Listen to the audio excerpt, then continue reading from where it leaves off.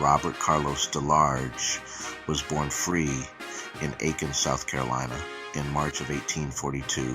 His mother, a seamstress, was a free woman of color and of partial Haitian descent. His father was Sephardi Jewish. His parents were also slaveholders and part of the mulatto elite of Charleston, South Carolina. For his early education, his parents sent him to primary school in North Carolina. He returned home to Charleston, South Carolina, to finish his education at Wood High School. He was a member of the Brown Fellowship Society of Charleston, made up of African American people freed before the war. The Brown Fellowship was only made up of people of color who were light-skinned and skilled artisans, but this group didn't allow anyone in their organization darker than a brown paper bag, which it made them no less racist than their white counterparts. DeLarge was a tailor and a farmer. He served as an agent of the Freedmen's Bureau and helped to form the Republican Party in South Carolina. In 1867, DeLarge chaired a committee at the Republican State Committee, who filed a petition calling for the abolishment of capital punishment, tax reform, and popular election by all offices, welfare assistance, the breakup of land monopolies, court reorganization, and liberal immigration laws.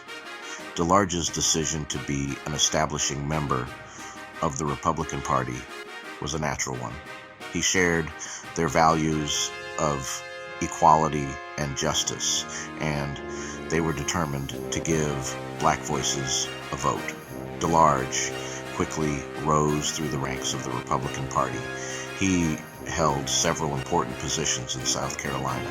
While still part of the South Carolina Constitutional Convention, he helped to revise the state's constitution, in which he lobbied the U.S. Senate for $1 million to buy land for the poor to settle and farm the land.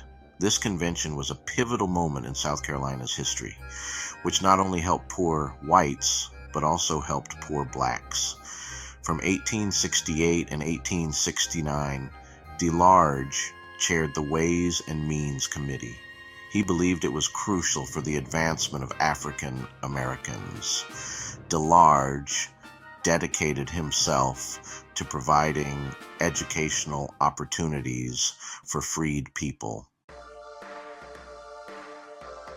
In 1870, DeLarge was elected to represent South Carolina's 2nd Congressional District in Washington. In 1871, DeLarge was appointed by the state legislature as land commissioner for the state of South Carolina.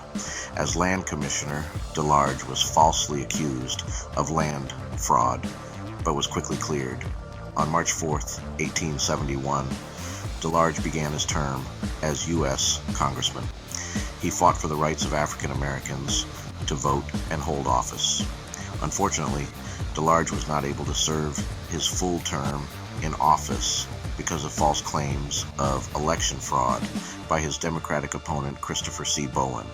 In January 18, 1873, a committee decided to declare the seat vacant for the rest of the 42nd Congress. After his time in Congress, DeLarge was a local magistrate till his death from tuberculosis. DeLarge's election was a historic moment for African Americans. It was a testament to the progress made during Reconstruction. He was a vocal advocate for civil rights. He fought against discrimination and violence against African Americans. DeLarge faced many challenges during his time in Congress. He confronted racism and prejudice from his colleagues. Despite these challenges, he remained committed to his principles. He never wavered in his fight for equality. Robert Carlos DeLarge's political career ended in 1874. DeLarge's commitment to education and social justice never wavered. He was a strong advocate for the integration of the university. DeLarge believed that education was the key to racial equality. He worked tirelessly to ensure that all students had access to quality education.